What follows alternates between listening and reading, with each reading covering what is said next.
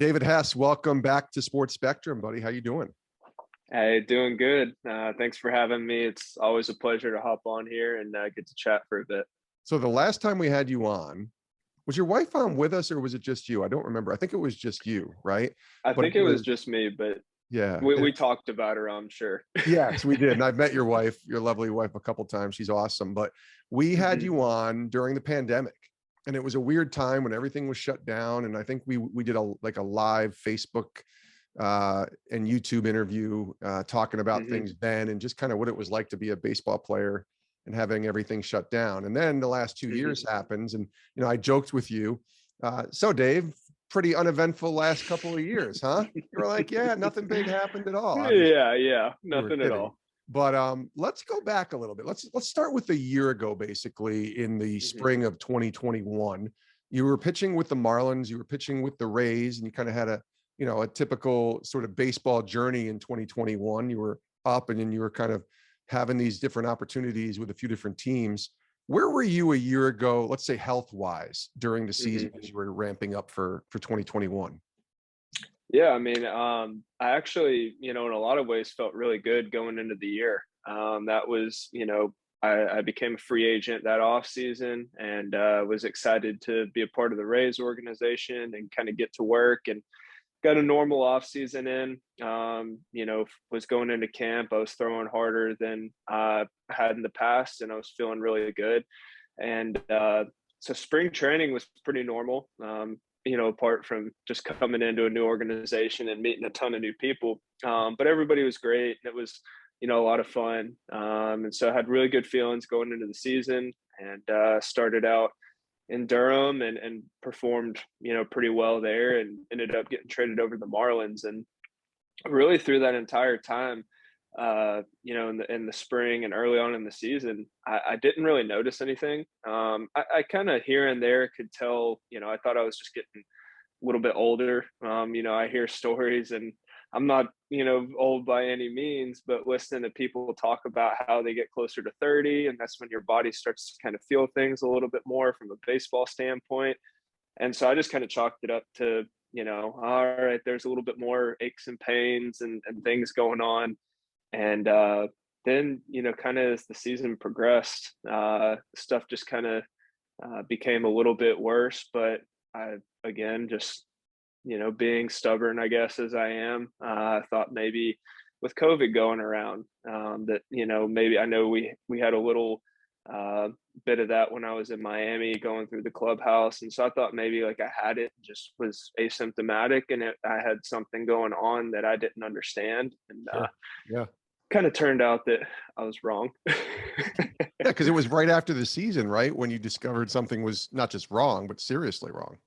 Yep. And so that's where it actually, dated back when I was in Miami.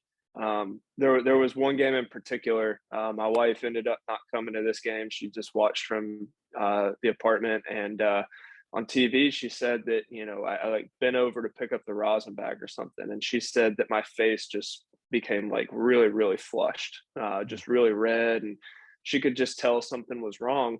And her parents also were watching the game and my family, and said the same thing.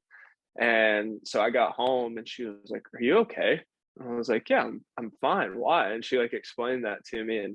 And, I again, just thinking that nothing's wrong with me, being, I guess, arrogant in some senses. And I was just like, "I'm fine. Like, why would you think anything's wrong with me?" And so I joke around now and say the moral of that story is always listen to your wife, because they're always right. And This is true. it took a lot to get to that point, I guess. But and so, then I guess like pretty much at the time, the start of when I got traded to Miami, it just seemed like I started to kind of feel things more and more. And it started to affect my performance. And I remember there were a handful of times I got on the mound and I just felt completely out of breath, which is very abnormal for me. I pride myself in the shape that I'm in. And I feel like just as an athlete, we kind of have to, be able to handle quite a bit. But I kept telling myself, just get to the off season. And by this point, I'd been DFA'd by Miami and I had signed back with Durham.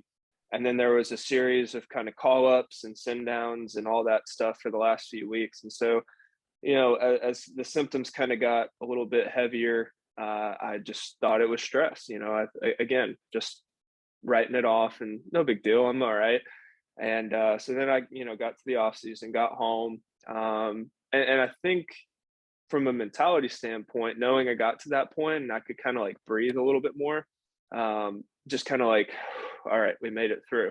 I think that's when everything really, really hit, because I ended up, 2 days into the off season, just going for a run, or what I thought was going to be a run. And about a minute in, if even that, I had barely made it out of our neighborhood. And I mean, hands on my knees, just gasping for air. Like I had felt like I had run a marathon, and I'd, like I said, run just about a minute. And so that was really, again, super abnormal. And that was the point where, it kind of came to a head, and I was like, okay, I'm going to make a doctor's appointment. And sure enough, I think in a good, it's scary the way it happened, but it's good because I ended up coughing up blood the next morning in the shower.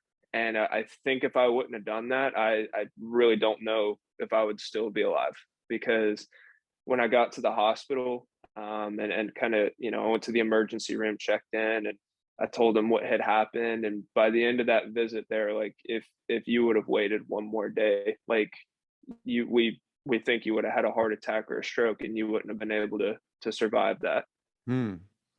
So wow. And so the doctors do their tests and they discover something, much worse than just a little bit of out of breath. You actually have this cancer diagnosis, right? Yep.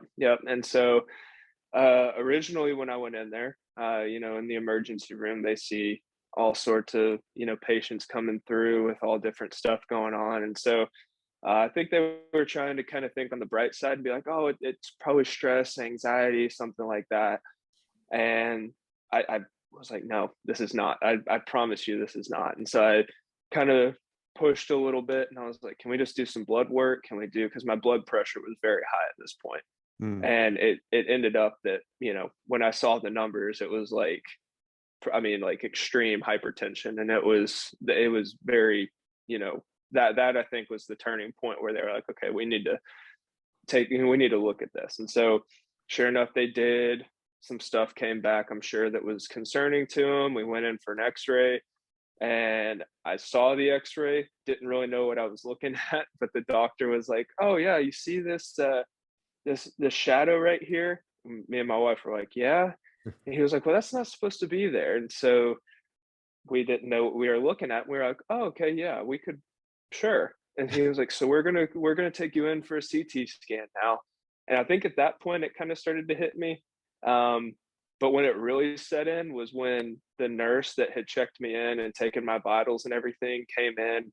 I'd been there for 5 hours at this point, and he was like, hey, we're thinking about you, we're praying for you, and we just really hope you get through this. And still hadn't told you that you have cancer yet. Right.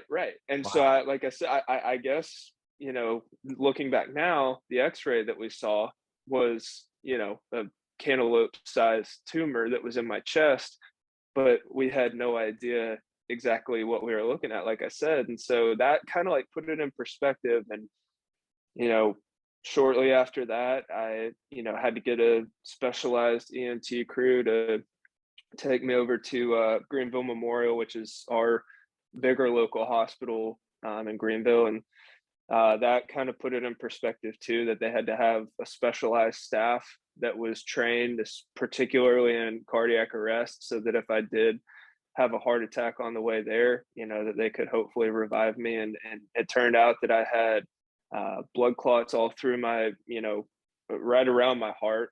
The tumor was pushing on my heart and my lungs and created a fluid buildup around my heart, which is what was really concerning to them.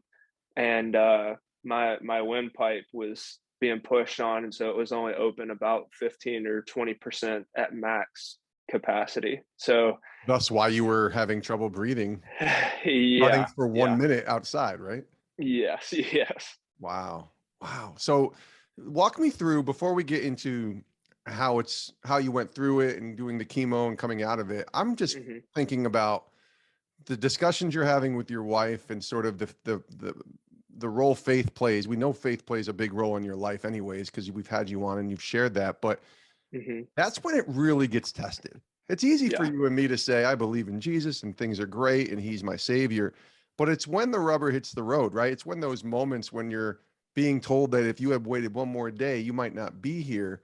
That's when you Hmm. start to say, okay, God, what's going on here? What were those conversations like with both your wife and even, I guess, with God? Yeah. So I think it took me a little while to process through everything. As you know, when you get big news like that, it naturally takes a little bit. Yeah. And so I think what I didn't realize at the time, and my wife told me like a month and a half ago, actually, she was like, "Oh yeah, when you left, they actually, gave me a funeral packet," and I was just like, "What?" Wow. And so that sparked a whole different conversation, later on. But kind of knowing that now, I think it kind of I can see how that, like in some of our conversations, really was, you have to face the mortality aspect of life and to know that ultimately, like, our time here is very short. And so I think a lot of kind of the conversations I had with my wife was a lot about that. It was, how do we make the most out of this time? What are we supposed to learn from it? And ultimately just trusting, like, and trying to encourage each other to, um, keep a I guess a God's eye view on everything, that no matter what happens in this, something is going to come out of it, and God's going to use that for good. And so the verse that I constantly uh, clung to and helped me, and I think in turn helped her through just dealing with everything, was Genesis 50:20, and that's what you intended for harm, God used for good. And so that was my mindset going through all of this, and I very firmly believe that God planted that verse in my mind, because I remember being uh, in the ambulance going to the hospital, and just something in me was just like, I'm going to use this for good. I'm going to use this for good. Hmm. And so I had a lot of time, for those first couple of days in the hospital room by myself because of COVID protocols and stuff. Visitors were kind of limited, and so it was an emotional time in a lot of senses, because I think that I'm processing through exactly what's happening. I'm 28 years old, and I just got told that I have cancer, and it's a lot to kind of take in. And there was something was planted in me, very very firmly. But I feel like I felt a lot of comfort from God through everything, not just in the sense of everything's going to be okay, but I'm here with you. And the last few years, there's been a lot of, you know, ups and downs and lefts and rights, and it's been a wild time. And it always just kind of felt like there was some resistance. When me and my wife would kind of gain traction with something, it felt like there was just a lot of pushback, and honestly, kind of felt like the enemy was really honed in on us. And we had a lot of, I think, clarity through this happening, just that God was there, that those things might have been happening and there was pushback, there was difficulty, but at the end of the day, like, he's in control of everything, and ultimately, like, he's going to do what he's going to do. And it may not make sense to us, but somehow it's going to be revealed to us, whether it's now, whether it's after we pass on, and we know when we're in heaven what that looks like. But um I think ultimately, like, that's really what we saw through it more than anything, is that he's good, and even when bad things happen, good things are going to come out of it. When you got to that point where he's good and something good could come out of this, were there moments before that where you said, why God? Like, just allow yourself to be angry at him, not question him, but just to be Hmm. angry at him. Did you have those moments, or was it really not? Did you not allow yourself to go to that place? um I don't know if angry would be the right word. I think I was kind of overwhelmed by it, because it was more than anger. It was kind of that, it was, why is this happening? Mm, And it wasn't an out of a place of anger where, like, I can't believe you would do this to me. It was like, no, like, I genuinely want to know, because I don't understand this. And looking back at it now, even just being a little bit removed from it, you can kind of see those things and how this was kind of used to impact a lot of ways. And, you know, I don't know if it's just walking with God for a while, or if really just he was very gracious in allowing, just me to kind of have a clear focus on that. But I didn't really feel those senses of anger. It was just, as soon as it kind of happened, I just felt him come in and say, like, I'm here with you. I got you. Like, we're going to get through this, and it's going to be okay. But that doesn't take away from, just the emotion of it all, the sadness, the, how am I going to do this? What is this going to look like? Like, there was a lot of fear, I think, for the future, in terms of, before treatment and everything started, and I heard all that stuff, I was sitting in the hospital each day thinking, am I going to see tomorrow? Right. And what's it going to look like, with my family, with my wife? And so they were really heavy conversations, really heavy thoughts. And it was just a very, very sobering kind of few days to realize, like, life's fragile and we have to make the most of it each day while we can. Yeah. David Hess is our guest here on Sports Spectrum. He's a pitcher with the Tampa Bay Rays organization. Cantaloupe-sized tumor. And I started thinking when I heard that, it's like 4 baseballs, right? It's like Yeah. about the size of my face, right? When you think about Yep. it with your hand, that's really, really big. And it Yep. made me think, that just doesn't come overnight, right? Like, that thing is probably Mhm. growing months before, I don't know, maybe even longer.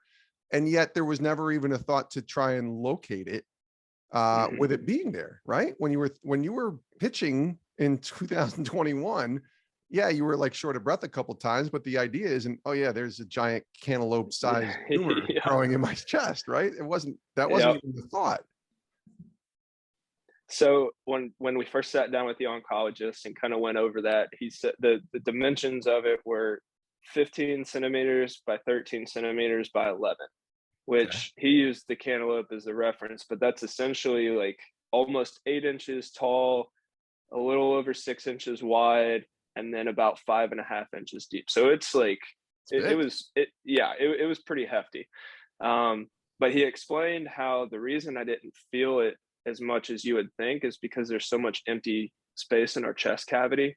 Hmm. And so he said, this has been growing. He said, I feel pretty confident saying that it's been growing for a few years, Wow. because just the sheer size of it, like you were saying. And so it just, I think, you know, the openness that's inside, just in how much that was able to kind of expand without really impacting too much. I mean, looking back, in hindsight, we could see all sorts of stuff that was going on, even, little small things. Like, I remember it started like 3 years ago, which is ironically right at the beginning of all this. I remember Right. I would tell my wife, like, oh, I feel like my chest needs to pop. And she was like, that chests don't need to pop. And I was like, I don't know what to tell you, mine does. And Wow. so it was starting to kind of, oh, like I said, it's just a gradually, like, slow growing thing. But like Hmm. I said, hindsight, you can look back and see all these things, but in real time, it was so gradual that you just, I like you said, I never would have guessed that that's what was happening inside of me. Yeah. It's funny when you announce the news, and I want to ask you about something with that announcement in a second. That was October of 2021. And then Hmm. you're pretty open on social media about going through your treatments and even putting pictures of yourself, cleanly shaven, we'll say, bald in the head, losing the facial Yep. hair. And I Yep. commented on your facial hair before we started. I'm like, it's good to see you with a beard. And you mentioned how that was the Hmm. hardest part, was having to shave off that beard. But you were going through it with chemo during this time as well. What was that experience like? I mean, you're 28. 28-year-olds shouldn't be going through chemo, but neither should kids, and kids go through it as well in Hmm. different places. Just what was that experience like? I'm guessing it's not pleasant, but I am always wondering, based upon what the diagnosis was and what the doctors had told you, because you're in a good place now, and we're going to talk about Hmm. that good place in a second. But that's quite the winter, that you're having, kind of going Yeah. through that chemo. Yeah. I mean, chemo is every bit as difficult as people say it is. It's it's difficult from a physical standpoint. It's different from kind of an emotional and a mental standpoint because, there were a lot of times that I would look in the mirror and just feel like a completely different person. Mm, And, not to, I mean, the particular type of treatment I was on had, for 1 week out of the 3 week cycle, it was a lot of fluids being pumped into me. So I just looked like, a swelled up balloon that just, you don't feel good about yourself when you yeah. look in the mirror as much. And then just, it just sucks your energy. At one point, I was telling somebody the other day, my immune system, like, wasn't just not working, it was literally not there. Like, my white blood cell count was 0. Wow. So even just like a little common cold, they said you need to be really careful because like it could put you in the hospital and have you fighting for your life. And so it was a challenge. It was something, just knowing that 9 weeks, like I kind of got the preface going into it, like we're gonna hit this thing hard. And my oncologist said that it was an aggressive treatment. He said, but you're young. We know we can knock this out. Like, we're going to go in and there's going to be times where it's going to be awful. Like, you're just going to want to stop. And he said, we just got to keep going and just keep in sight that we get to the end of this. Like, I feel very confident that you're going to come out on the other side and everything's going to be okay. So that helped out a lot. Um, and another thing that was kind of helpful, two other things. One, I was really fortunate and I was able to keep my appetite. And so being able just to keep food down, I think, is half the battle with chemo. Yeah. Because I met with a nutritionist and she walked me through ways to kind of like sneak calories in essentially so you don't lose weight. And I was really lucky that I was able to hold on to that. And I think I actually might have gained a little bit of weight because before I actually had lost 15 pounds at that point from where I was at on my birthday, which is in early July. Mm, So I was normally I sit around 215, and I think the first day I was in there, I weighed at 202. And so I was, because I wasn't able to hold that, I just wasn't hungry. Like, I couldn't really hold yeah. it down as much. But also, as I was going through the chemo, the tumor was shrinking. And so I was feeling the effects of the chemo, but also feeling a little bit of relief from just the actual pressure that had on me. And so it's kind of a give and take. You don't really want to trade off the, chemo and the poison that has to go into your body, but that's what it took. And like you said, we're here, we're on the other side, and just kind of trying to keep sight of that was something that was really helpful.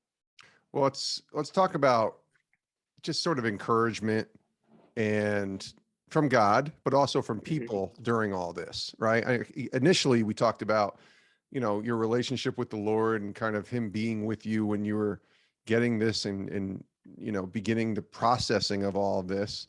But eventually you're going through it and believing that God's going to deliver you. Obviously, we were all praying for you. I know I was. And so when Hmm. you're in the midst of it, who are some of the people that were encouraging you out? Of course, your wife, we know, was encouraging you, but Yeah.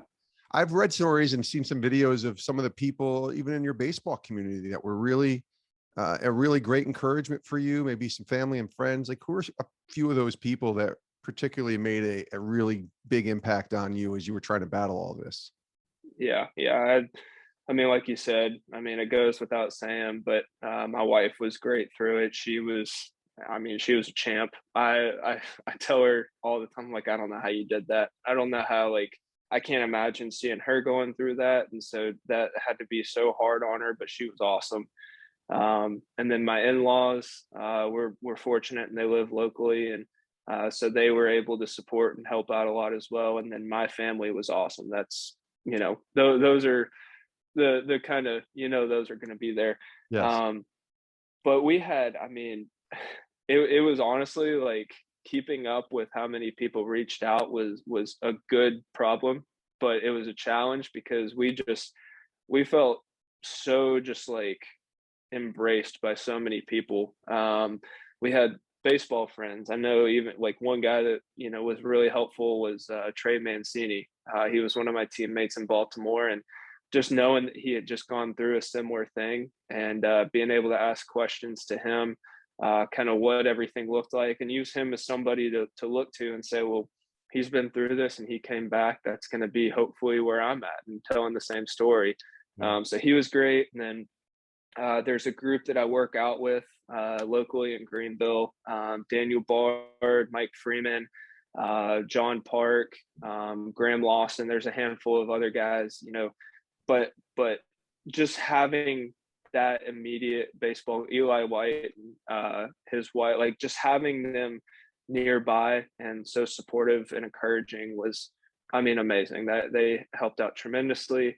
And then just I can't even put into words how many countless other people. I mean, between coaches and former teammates and friends and people that I went to school with, and it just really started to show kind of how much of an impact you make without realizing it. And there was another guy that I went to college with.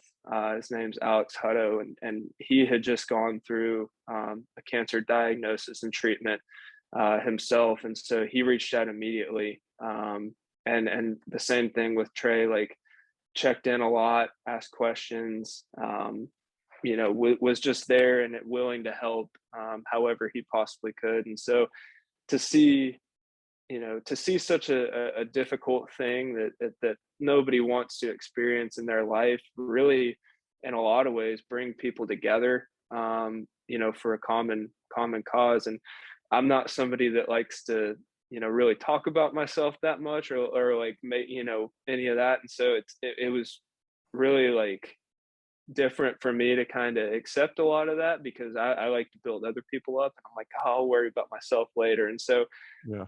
to see, like I said, all those people coming together and knowing that this difficult thing that we were going through was the uniting source of it all. It was just, again, it was the same thing that I said earlier. Like that to me was such a one big good thing that came out of it, because with everything that's been going on, with COVID and just kind of the dynamic of how that's created us to have to be, so isolated in so many ways, it was really great to see, just people being able to bond together through, a thing like that.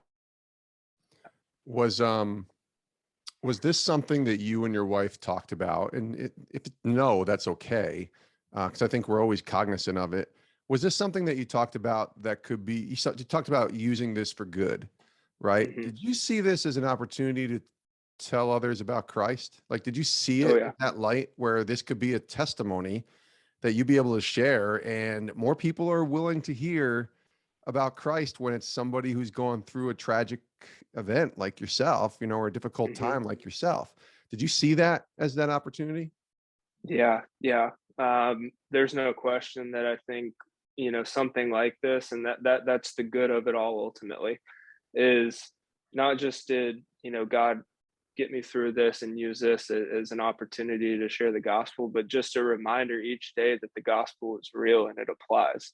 Mm, Um, yeah. and I actually have a tattoo of Galatians 2:20. That's my favorite verse, and it's such a daily reminder to me that, each day, as the verse says, like we're crucified with Christ, and being able to, be around the people that I am now, just being able to be back in baseball. And, I've had countless conversations with people because they ask the same thing. They're like, how did you get through it? And I'm like, man, like God's good and he cares and he loves us. And I get to kind of, work that conversation into ultimately like sharing that, God loves you, like he cares for you and he wants the best for you, but ultimately he wants a relationship with you more than anything else.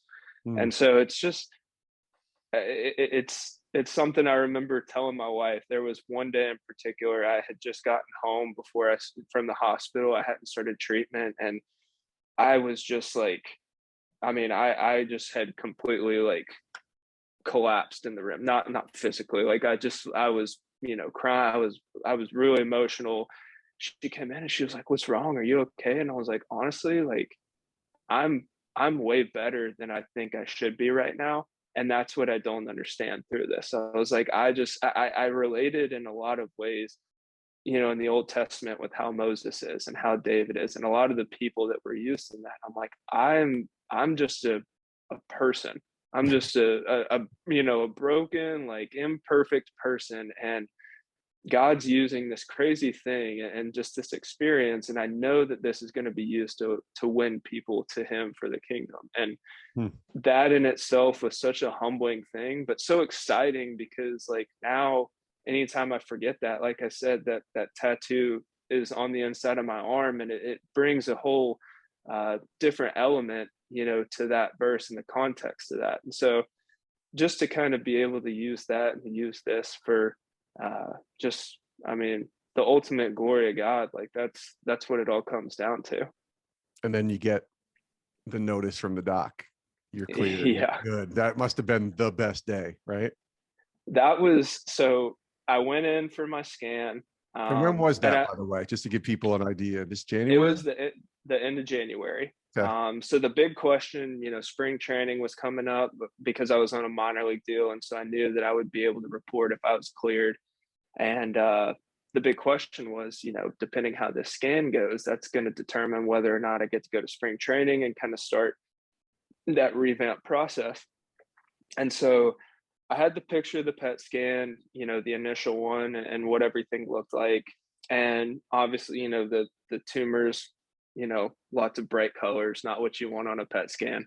Mm-hmm. And so I go in, get the scan, and my oncologist texted me that day, and he sent me a picture of the scan, and he said that he was encouraged by it. He wanted to check with some other doctors about their opinion on it. He said there were a couple of things that were giving him hesitation.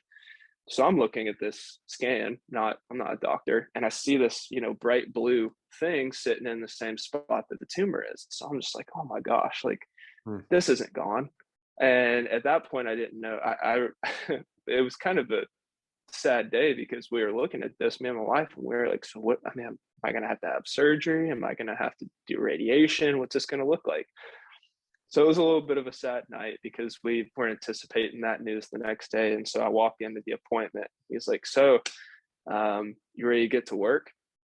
And I was like, get to work on what? I was like, what are you talking about? And he was like, you're clear. He was like, there's one or two little spots that we're going to keep an eye on that, I still see a little something. He said, that's what was giving me the hesitation. So he was like, I can't say that, you're 100% cancer free, but he said, you're in the clear as far as I'm concerned. And as far as the other experts in this are concerned, like, you're good to go. And we just kind of sat there for a second. We're like, what? And so we told him like why we had that reaction, and he pulled it up, and he was like, oh yeah, he's like, I see what you're talking. He was like, that's your heart. He was like, it's now working properly the way it should be. And it was, so, like, the way, I didn't know this, but the way PET scans are, the colors indicate blood flow. And so my heart was being cut off from so much blood flow because of the way the tumor was and the blood clots and everything, that it didn't even really pop up on the initial scan. And so he thought it was the funniest thing in the world, because he was like, I probably should have prefaced it with that. And I was like, yeah, because we had a little bit of a long day yesterday. But I mean, we walked out of there, and I mean, the whole way home, I don't know that we could really even like get a smile off our face, because we were like, we did it. We got through this. Yeah. And so we got to call family then. So it was, I mean, that was, when I think about relief, that was the moment of pure relief and just joy, knowing that not necessarily that everything was going to be back to normal quite yet, but just knowing that we could kind of start the process of just kind of entering back into a little bit more of a normal life. And one thing we were excited about is, during my whole treatment and diagnosis process, we cooked at home the entire time. Like, we just, with COVID, we felt like it was just the safest thing to do. And so we were like, we can finally go somewhere and just sit down and eat dinner again. And so it was a really exciting day. And where'd you go? What'd you have? Well, so we got done, and my wife wasn't that hungry. I think she was too excited. And I was like, I think I want Chick-fil-A. So Chick-fil-A was the first meal. And then we did a celebratory dinner that kind of paired as an early Valentine's Day thing. We kind of paired all that together and went to a nice steakhouse. And so, yeah, it was really, really relieving. I can imagine. That's got to be, that's the hope that everybody who Yeah. has this experience of cancer. I mean, that's the hope that everybody has, is that they come out on the other end and they hear those words, Hmm. right? You're clear. And Hmm. then you get to pick up a baseball. In fact, the word resuming baseball activities, right, Yep. is the kind of proper language that you use. He's been cleared for all activities. Hmm. What was that like? Because I know as we record this, you haven't thrown from a mound in a game yet, but Hmm. just putting on a uniform, being in a locker room, being at spring training around teammates, my gosh, there must have been a ton of gratitude there, David.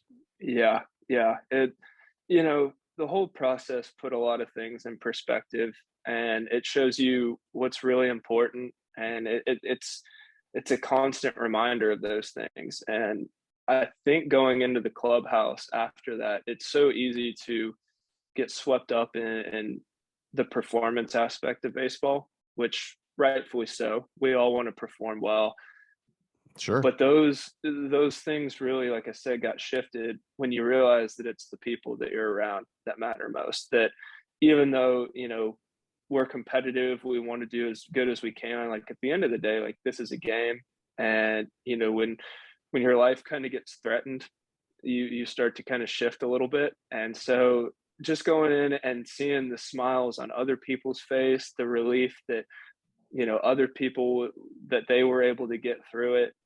It just, I mean, it was such a, it's hard to even put into words, honestly. It was such just like a joyful time to see how happy everybody was.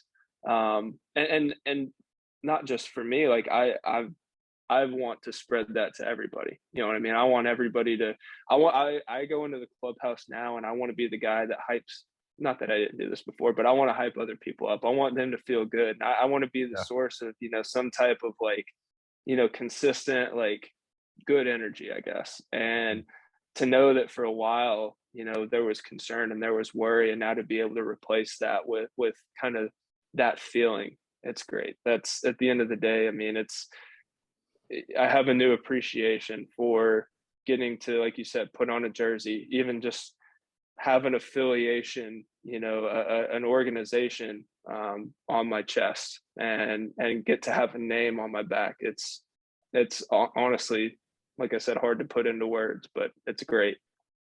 Well, obviously, we're all going to be cheering you on this year. And I hope there's a day this year when you're standing on a major league mound and you can kind of get that opportunity to point all glory to God, and to have this Hmm. opportunity to pitch in a major league game again, which you've done a few times already. My last question, and we talked about this, but when you posted publicly about this diagnosis in October, you closed your post. I think it was on Instagram and Twitter. And you said this is just the beginning of a great story God is going to use for his glory.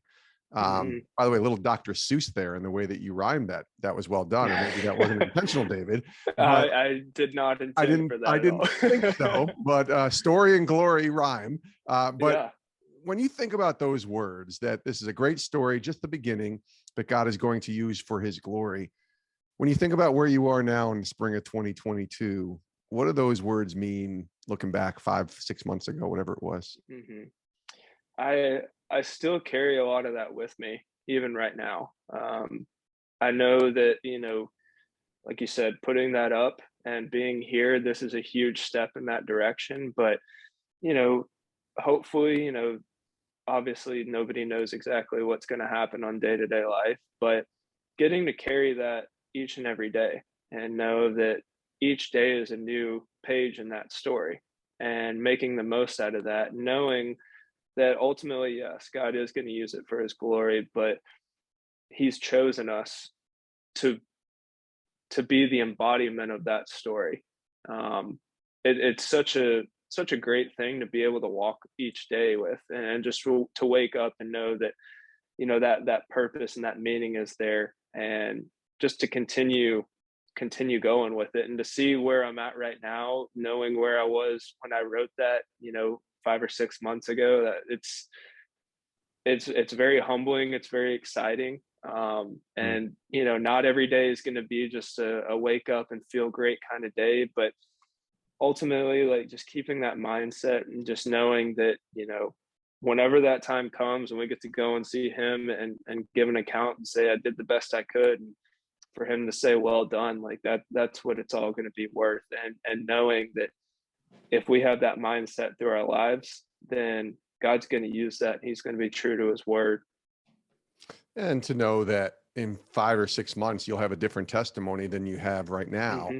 And 5 or 6 months after that, you'll have a different testimony. That's the beauty of how God works. And I'm looking forward to kind of seeing how this journey goes for you and for Devin, because you mentioned Hmm. we a few times. We did it. We got through it. It's not just Yeah. you. It's really the team of people that are around you and surround you and love you, and certainly your wife being a big part of that. So thanks, Yeah. buddy. I'm so glad to hear the news. I'm so glad you were able to come back on, and just wish you nothing but the best. And thanks for joining us.